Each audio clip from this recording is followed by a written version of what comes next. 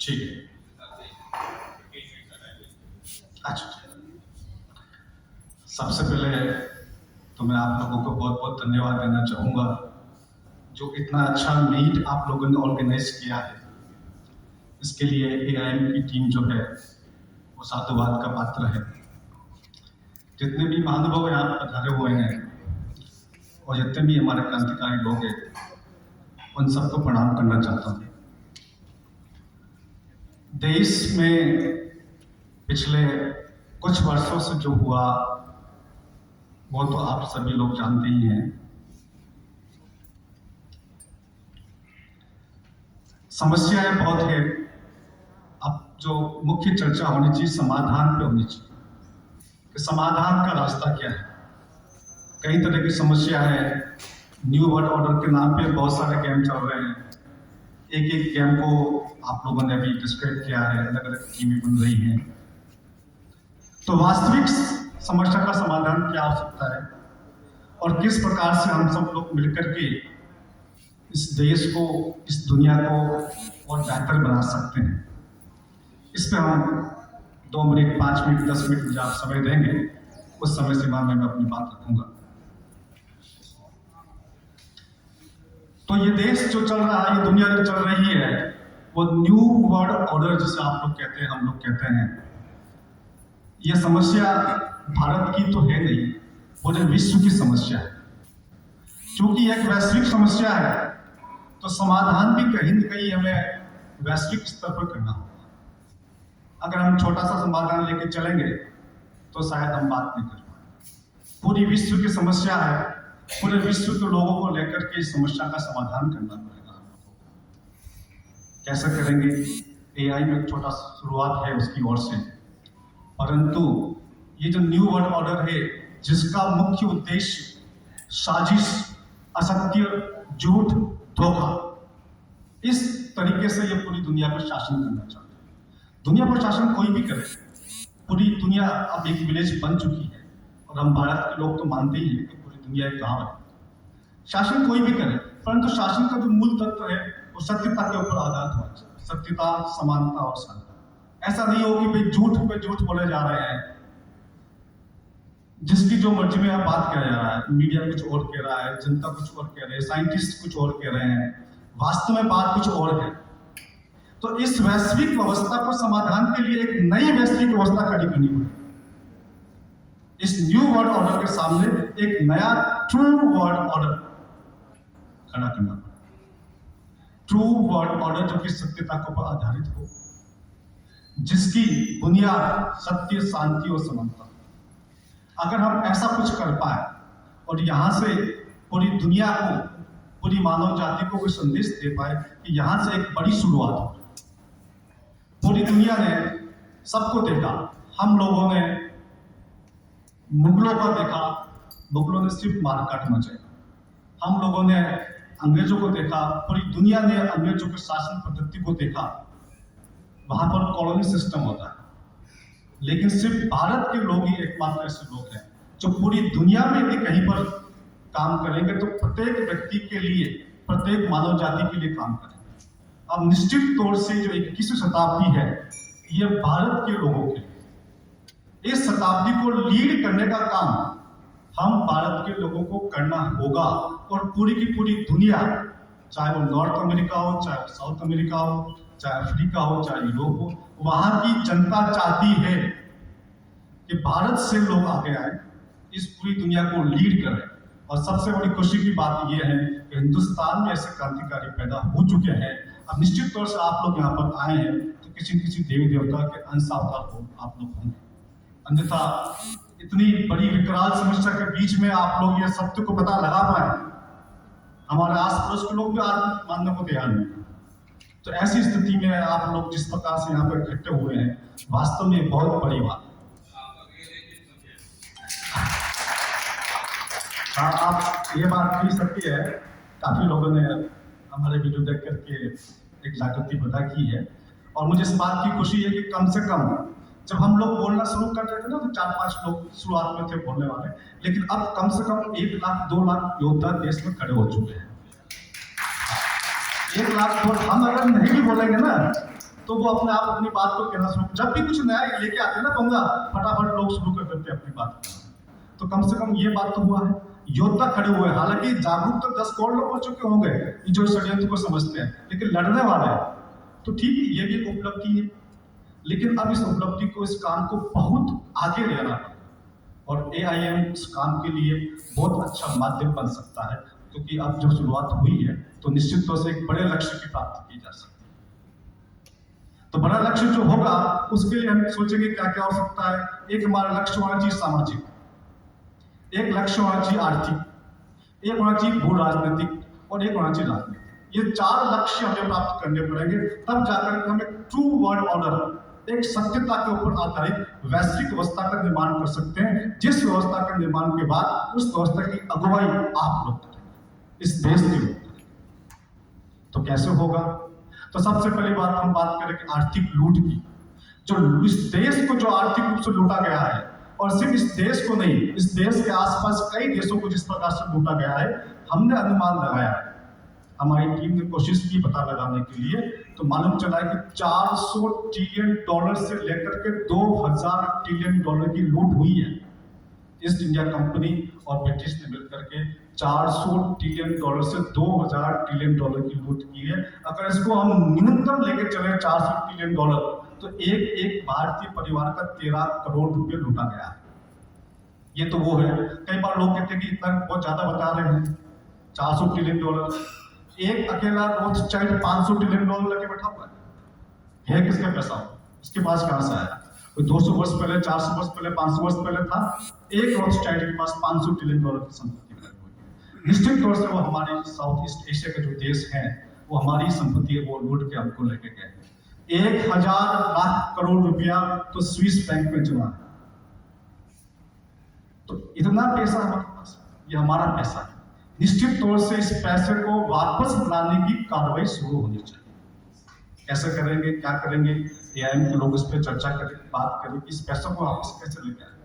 ये इतनी बड़ी लूट है, 32,000 लाख करोड़ की जो लूट हुई अंग्रेजों के द्वारा, ये पैसा वापस आ जाता है तो भारत की जनता को 585 वर्ष तक एक भी रुपए का टैक्स देने की आवश्यकता नहीं। No income tax, no GST, no petrol tax, no diesel tax. इतना बड़ा पैसा, ये हमारा पैसा है, इस पैसे को हमें वापस लाना है, तब जाकर के विश्व के अंदर एक स्थायी तरह से शांति की स्थापना की जा सकती है। दूसरी बात करें भू राजनीतिक बात करें, तो जिस प्रकार से ये जो पूरी जो विश्व की जो अवस्था है, जो कुछ लोग चला रहे हैं, उन लोगों ने एक देश को अपने साथ में ले रखा है, USA। वो USA के माध्यम से अपने सब गतिविधि करते हैं। वहां USA में उन लोगों ने अपना कब्जा कर रखा है। तो USA की फाइट के लिए, उससे लड़ने के लिए हमें एक ऐसा ही अपने ही आसपास के देशों का समूह बनाना पड़ेगा, जैसे हम USB कह सकते हैं, यूनाइटेड स्टेट्स ऑफ भारत। ये मैं आपके सामने कंसेप्ट रख रहा हूँ, मैं चाहता हूँ कि आप इस कंसेप्ट पर चर्चा करें, और यदि आपको अच्छा लगेगा तो इसको और अधिक करें। ये क्या चीज है? तो सोचिए जरा, जो हमारे आसपास के जो देश हैं, जहाँ की कल्चर, जहाँ की सभ्यता और संस्कृति एक जैसी है। हमारे आसपास ऐसे देश हैं जहाँ की सभ्यता और संस्कृति एक जैसी है। सभ्यता और संस्कृति को कैसे पहचान सकते हैं? रहन सहन और खान पान से पहचान सकते हैं। जिस देश में रोटी बनती है, जिस देश में हमारी माताएं बहनें गरम गरम रोटी बना के खिलाती है, चाहे वो किसी भी जाति का हो, किसी भी धर्म का हो, वो सभ्यता और संस्कृति हमारी सभ्यता और संस्कृति। मानते हैं आप इस बात को? रोटी हमारी सभ्यता और संस्कृति का एक बड़ा महत्वपूर्ण हिस्सा है। और ये जो 20 देश ऐसे हैं, उन 20 देशों में लगभग यही सभ्यता और संस्कृति चलती है। भारत, पाकिस्तान, बांग्लादेश, नेपाल, भूटान, श्रीलंका, मालदीव, ईरान, अफगानिस्तान, तिब्बत को भी एक अलग देश माना जा सकता है, Laos, Cambodia, Thailand, Vietnam, Mauritius, Singapore, Indonesia, ये सब 20 देश है जिनकी सभ्यता और संस्कृति एक जैसी है। ये जो पैसा जो लूटा गया हमारे देश से तो लूटा ही गया, इनके साथ साथ इन देशों से भी पैसा लूटा गया, इनका पैसा भी बड़ा। तो निश्चित तौर से हम जब बात करेंगे तो ये भी हमारा साथ है। ये हमें एक भू राजनीतिक परिवर्तन करना पड़ेगा। भारत क्या है? भारत कहां से कहां तक था? भारत का सबसे बड़ा प्रतापी राजा कौन था? उसका नाम इतिहास में नहीं है। भारत के सबसे बड़े राजा का नाम इतिहास में नहीं है, जिसके शासनकाल सऊदी अरब से लेकर के सिंगापुर तक था, जिसकी वजह से चीन भयभीत होकर के चीन की दीवार का निर्माण करता है। चीन वहीं तक था जहां तक चीन की दीवार है, उसके इस तरफ सब तरफ भारत का ही राज था। वो प्रतापी सम्राट, जिसका नाम था अब राजा संप्राति। आज के 2200 वर्ष पहले राजा संप्राति का जो शासन था वो सऊदी अरब से लेकर सिंगापुर तक था, आधा चीन नीचे श्रीलंका तक हमारा राज था। और आज उस शासक का कहीं कोई नामो निशानी इतिहास की किताबों से पढ़ाया नहीं जाता। तो भारत के इसलिए आज आप देखेंगे ना तो जगह जगह भारतीय परंपरा को चिन्ह मिलते हैं। हनुमान जी की प्रतिमा कई बार तुर्की में निकल जाती है। अब तुर्की का क्या मतलब है? हनुमान जी की प्रतिमा कई बार आपको देखेंगे तो अमेरिका में कनाडा में निकल जाता है। तो ये जो भारतीय सभ्यता के जो चिन्ह बचे हुए हैं, ये इस बात के सबूत है कि हमारा जो कितना बड़ा फैलाव था। जब भारत का जो फैलाव था तो पूरी दुनिया में शांति थी, समृद्धि थी, विश्वास था। आज जब से ये जो ताकतें आई है ना, आप देख रहे हैं 400-500 वर्ष से, तब से दुनिया में एक अजीब सा तनाव पैदा हो गया। ये चाहते नहीं है, ये सिर्फ ये चाहते हैं कि हमारा सब कुछ हमारे अधीन हो। अब देखिए दो सिस्टम चलता है, एक चलता है राज्य प्रणाली, एक चलता है कॉलोनाइजेशन। दोनों में क्या फर्क होता है? दोनों में क्या फर्क होता है, इस बेसिक फर्क को समझना होगा। एक राजा दूसरे राजा पर हमला करता है तो वहां के शासन व्यवस्था को अपने अधीन कर लेता है। ये तो बहुत सदियों से होता आया, ये तो हजारों साल से होता आया। लेकिन हारी हुई जनता के साथ में कोई भेदभाव नहीं होता था। लेकिन कॉलोनी में क्या होता है कि जो हारी हुई जनता होती है वो गुलाम कही जाती है, सारा पैसा लूट करके अपने मूल देश में ले आया करता, वो होता है कॉलोनी सिस्टम। हम लोगों ने भी पूरी दुनिया पर शासन किया है, लेकिन शासन करने के बाद किसी के साथ भेदभाव नहीं रखा है। जब ये शासनकर्ता बन के आते हैं तो हम लोगों के साथ, पूरी दुनिया के साथ जैसे कोई गुलाम, उस तरह का व्यवहार करते हैं।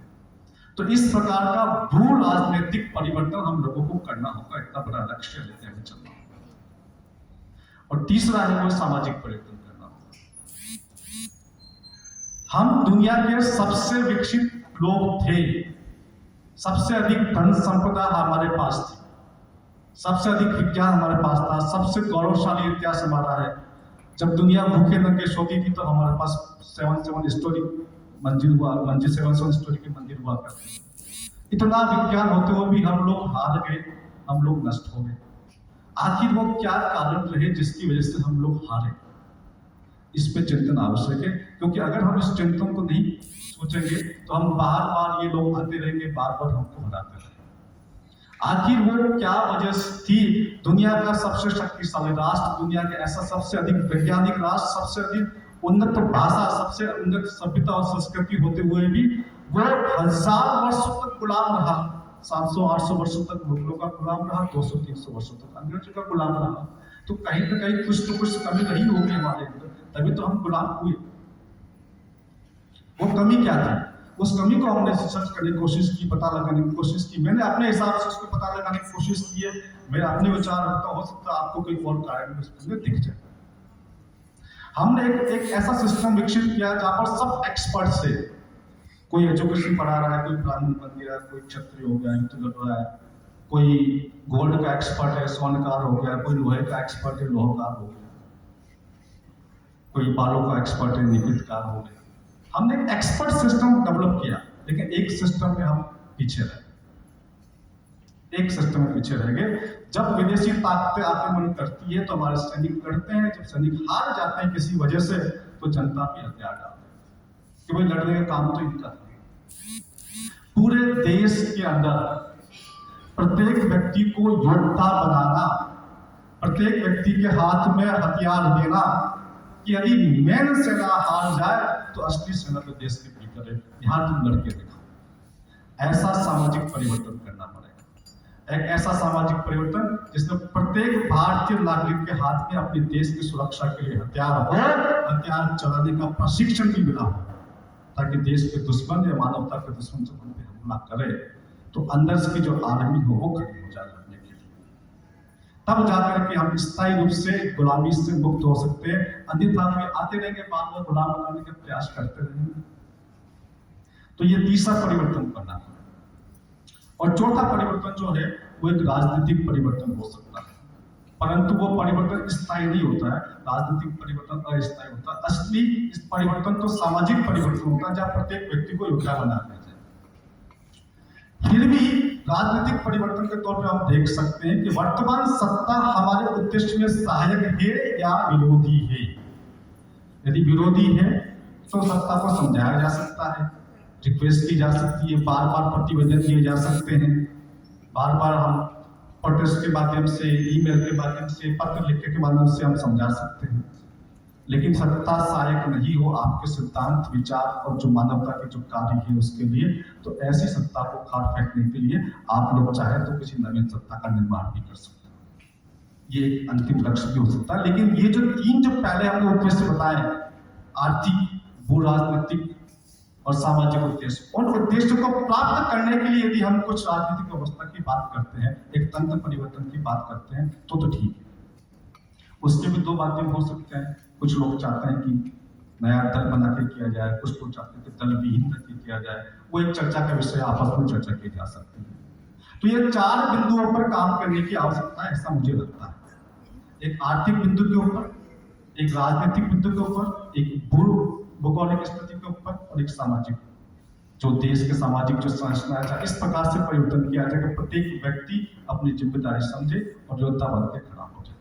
तो मैं चाहता हूं कि आप लोग एआई का प्लेटफॉर्म, अगर जो मैंने बिंदु उठाए हैं उनको उचित मानता है तो उस पर चर्चा करें और एआई को छोटे प्लेटफॉर्म के तौर पर नहीं लिया जाए, एक वैश्विक परिवर्तन के लिए एक बीज के तौर पर लिया जाए। जय हिंद।